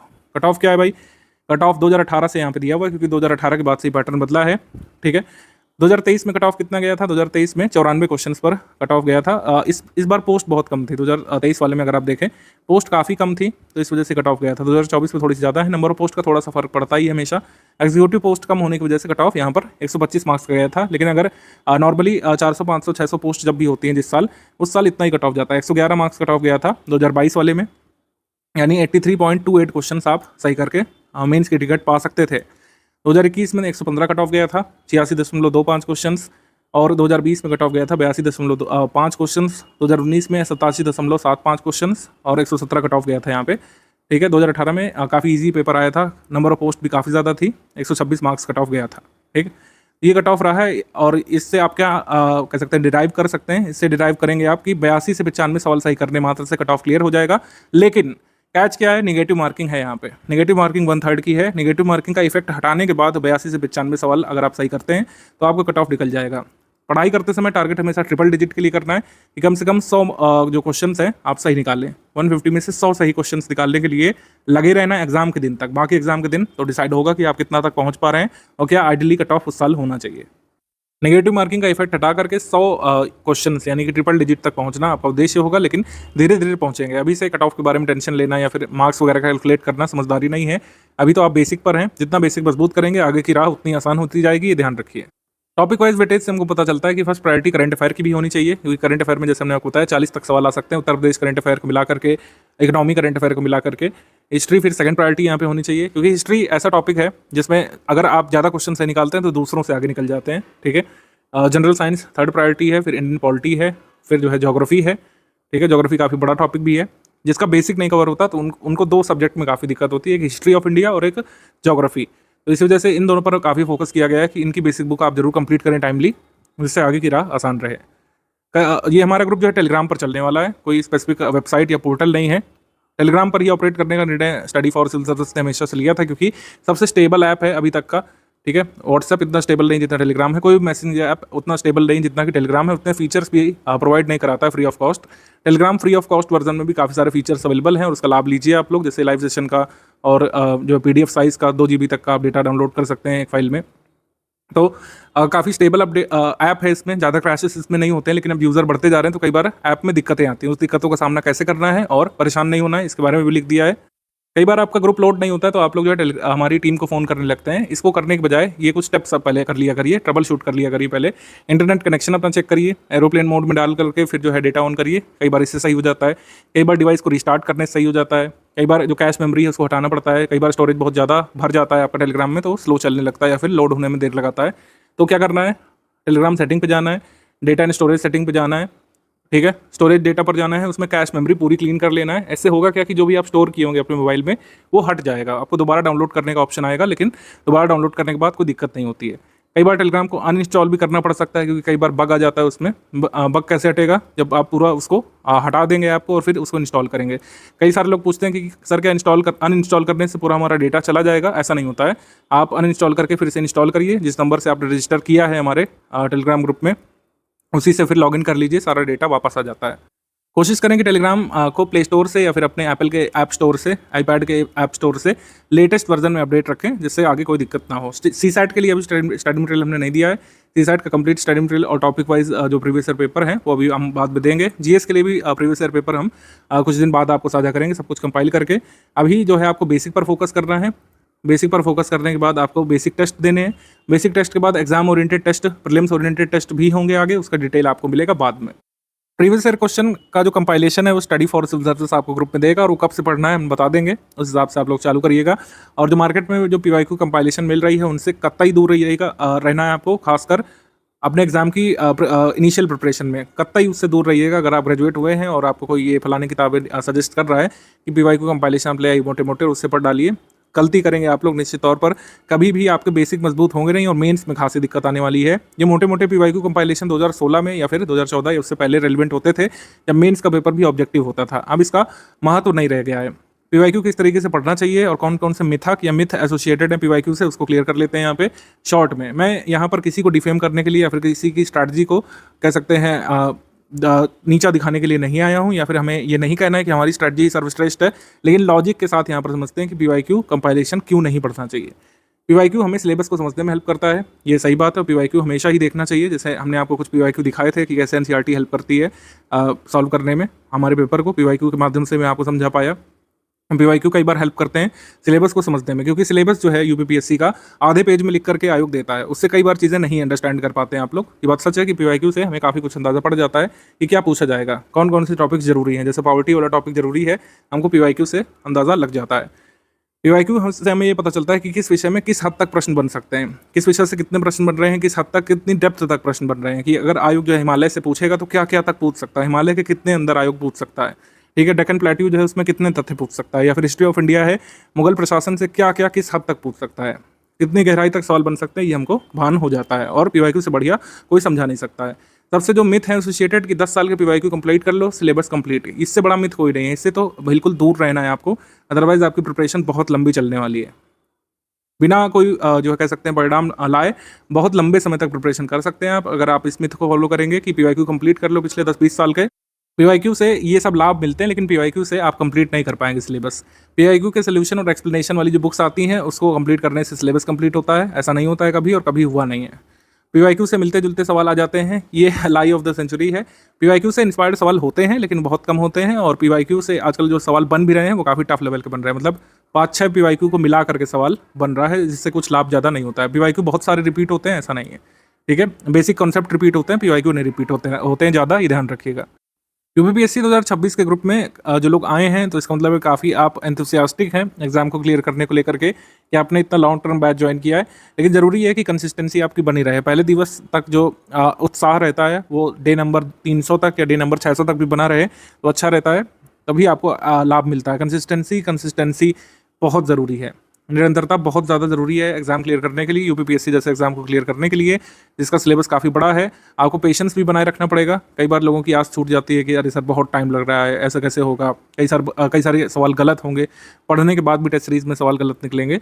आपको पेशेंस बनाए रखना है, हार्डवर्क करते रहना है, कंसिस्टेंसी बनाए रखनी है और बिलीफ अपने ऊपर रखना है, फोकस करते हुए कि हम जो पढ़ रहे हैं सही दिशा में काम कर रहे हैं, चीज़ें सुधरेंगी धीरे धीरे। ऐसा हो सकता है कि लगातार पढ़ने के बाद भी बेसिक टेस्ट में आप कम स्कोर कर पाएँ, क्योंकि बेसिक टेस्ट हमारी टीम थोड़ा सा टफ लेवल का ही बनाती है, जिससे आप लोग कंप्लेसेंट ना हो जाएं। तो ये नहीं सोचना है कि हमारे बहुत कम नंबर आ रहे हैं। अगर आप 50, 55, 60% भी स्कोर करेंगे टेस्ट में तो इसका मतलब है कि आपकी पढ़ाई सही दिशा में रही है और उस हिसाब से आगे बढ़ते जाना है। कुछ लोग यहाँ पे सवाल करते हैं कि सर लंबे समय तक रिटेन करने के लिए हम क्या कुछ स्ट्रैटेजी अपना सकते हैं। तो मैं हमेशा कहता हूँ कि आप अपने हिसाब से स्ट्रैटेजी बनाइए। कुछ लोगों के लिए नोट मेकिंग वर्क करता है। नोट मेकिंग कुछ लोग करते हैं अपने डिजिटल डिवाइस में, आजकल नोट मेकिंग करने लग रहे हैं। तो नोट मेकिंग आप चाहें तो कर सकते हैं, चाहें तो आप जो है मल्टीपल टाइम्स रिविजन वाला फॉर्मूला अपना सकते हैं। दोनों ही फॉर्मूला वर्क करता है। कई सारे लोगों ने बिना नोट्स बनाए अपना पूरा प्रीलिम्स क्लियर किया है मल्टीपल टाइम्स रिवीजन से, और कई सारे लोग नोट्स भी बनाते हैं, नोट्स से भी उनका काफ़ी फ़ायदा मिलता है। तो दोनों ही में से कोई मेथड आप अपना सकते हैं, दोनों के अपने अपने फ़ायदे नुकसान है। नोट मेकिंग में थोड़ा सा ज़्यादा टाइम लगता है, लेकिन ये काफ़ी इफेक्टिव तरीका है चीज़ों को लंबे समय तक रिटेन रखने का, याद रखने का। नोट मेकिंग में बस कोशिश करिए कि नोट्स आपके जो है रिलेवेंट रहें, शॉर्ट रहें। नोट्स अगर शॉर्ट नहीं कर पा रहे हैं आप, यानी कि हमारा जो मंथली करंट अफेयर का पीडीएफ है, अगर आप उसका नोट 30 पेज में बना रहे हैं तो कोई फायदा नहीं। उससे अच्छा तो आप मल्टीपल टाइम्स रिवाइज ही कर लें। शॉर्ट नोट्स रखने की कोशिश करिए कि अगर आप 6 पेज में हमारे मंथली करंट अफेयर को नोट कर पा रहे हैं तो उसको नोट किया करिए। आप शॉर्ट रखिए, रिलेवेंट रखिए और ऐसा रखिए कि आप उसको रिवाइज भी कर पाएँ। तो नोट्स जो है शॉर्ट और रिलेवेंट होने चाहिए, तभी आपको मैक्सिमम बेनिफिट मिलेगा। जैसे हिस्ट्री एक बहुत इन्फॉर्मेशन डेंस टॉपिक होता है, इसमें आपको सक्सिनेट नोट्स बनाने का प्रयास करना चाहिए। आप जरूरी नहीं कि यही चार्ट फॉलो करें जो मैं आपको दिखा रहा हूँ, आप अपने हिसाब से कोई भी मेथड अपना सकते हैं। कुछ लोग डायग्राम बनाते हैं, कुछ लोग जो है ग्राफ बनाते हैं, कुछ लोग कॉज इफेक्ट डायग्राम बनाते हैं, कुछ लोग सनरे डायग्राम इस्तेमाल करते हैं। किसी भी तरीके का आपको मेथड हो, आपके लिए वर्क करना चाहिए। जैसे हिस्ट्री में कोशिश करिए कि इस तरीके के डायग्राम बनाया करिए जिसमें ये क्लियर रहे कि पहले कौन सा इवेंट हुआ, बाद में कौन सा इवेंट हुआ। इसमें याद करने में आसानी रहती है। जो इन्फॉर्मेशन जो रिटेन रखनी है एग्जाम के लिए, उसको आप ब्लॉक में लिख सकते हैं या अलग से हाईलाइट करके रख सकते हैं। डेट्स वगैरह जरूर लिखिए हिस्ट्री में बीच बीच में, जिससे क्लियर रहे कि क्या क्रोनोलॉजी चल रही है। जैसे आंग्ल मैसूर युद्ध का ये नोट्स बनाया गया है, एनसीईआरटी और बेसिक बुक से बनाया गया है।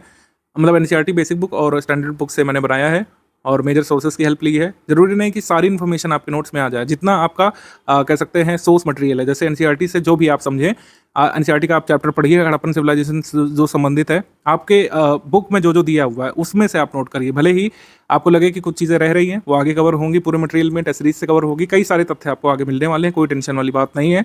लेकिन जितना आपको मिल रहा है, आप चाहें तो उसको नोट मेकिंग से आप तैयार करिए, चाहे मल्टीपल टाइम्स उसको रीड करके रिवाइज करके तैयार करिए। जो भी आप सिस्टम अपनाएं, यहाँ पे थोड़ा सा प्रोडक्टिव रहना चाहिए।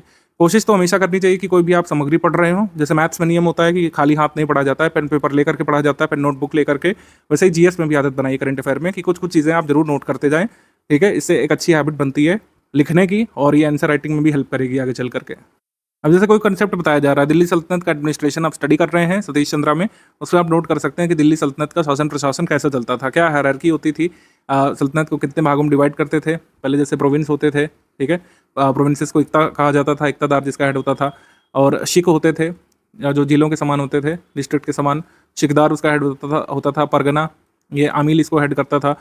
गाँवों का समूह जो है ये 84 कई बार कहा जाता था। गाँव को जो है विलेज कहा जाता था, इसमें खुद मुकद्दम या चौधरी जो है रूल करते थे।